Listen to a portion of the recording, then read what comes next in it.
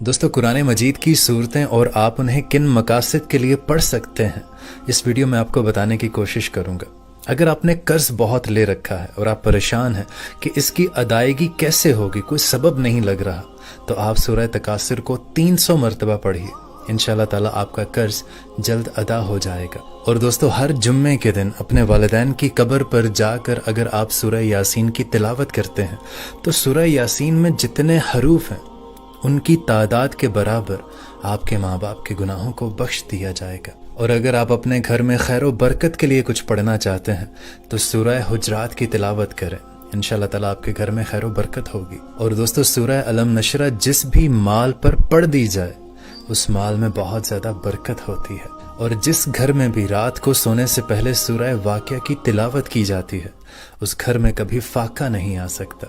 زیادہ سے زیادہ شیئر کریں۔ جزاک اللہ۔